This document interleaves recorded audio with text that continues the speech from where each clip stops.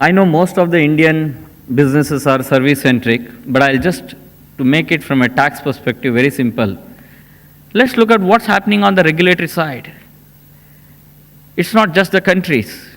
So I just bucketed into 4 major regions: APAC, EMEA, LATAM, North America. If you look at the whole world business, because every government wants to charge their taxes, is lot of small jurisdictions also charges transaction tax. See, it doesn't end with this. These are regulatory changes.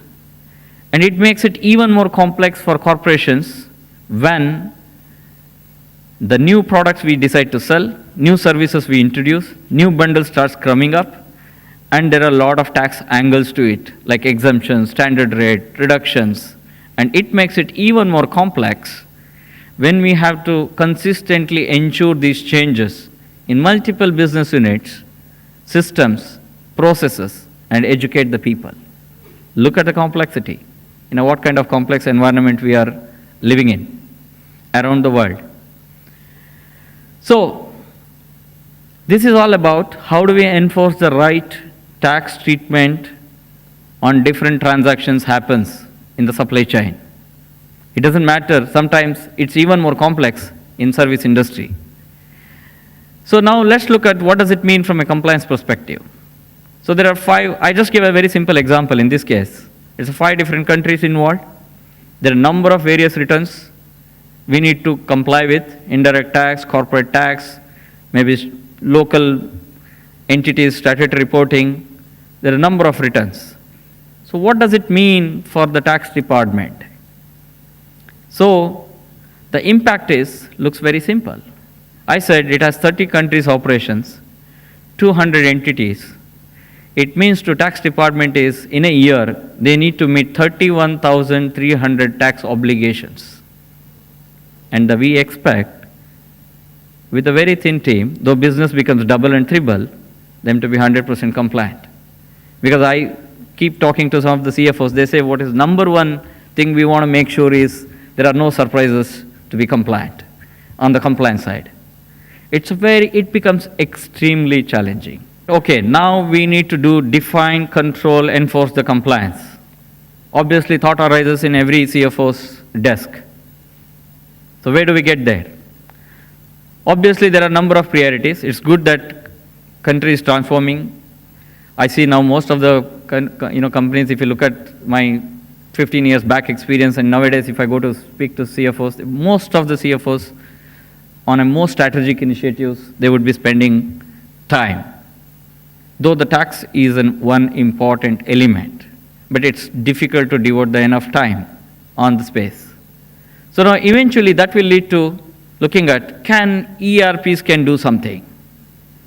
Can the cloud technologies, can SAP HANA upgrade do something? Can I do a data analytics? Can I do different things to address the similar requirement?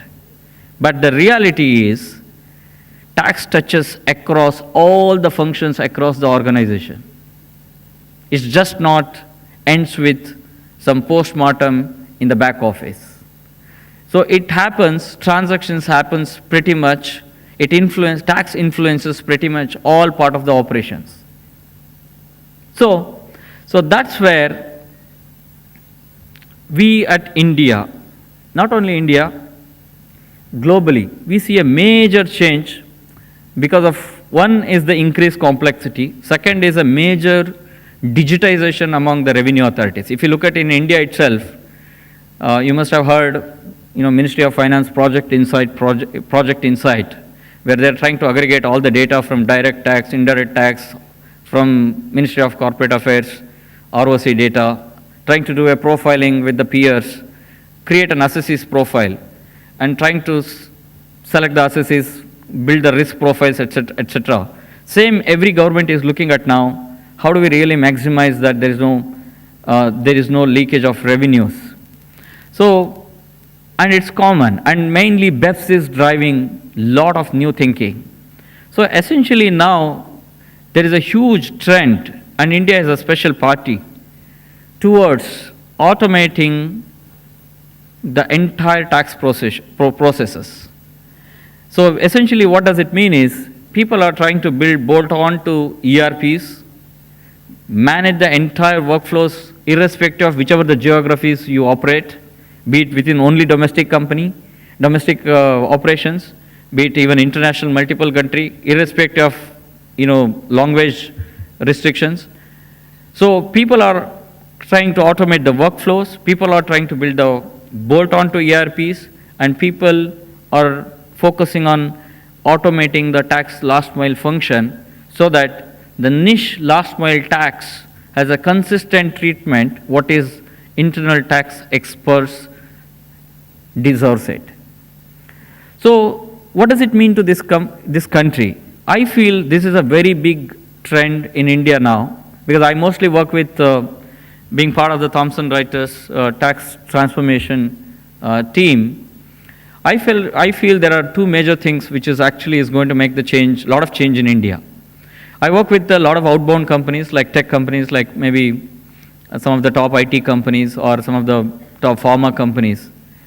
They are looking to automate now for 100 different countries. They operate out of India, central way, do right tax calculation, both direct, indirect tax, prepare returns, everything out of single location, translating into local language and file it, just vet it and file it locally.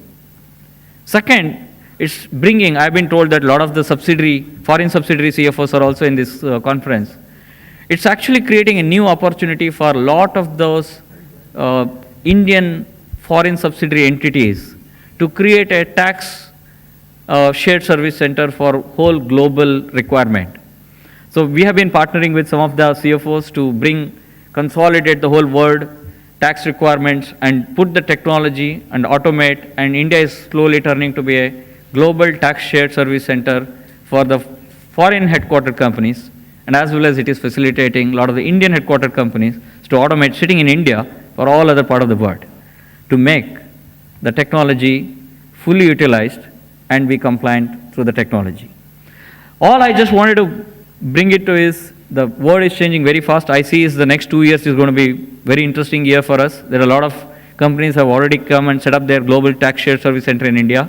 If you think it's an exciting, we at team at Thomson Reuters, we would be happy to kind of share some more thoughts and share some of the experiences around the tax technology trends, looking at the global requirements. Thank you so much.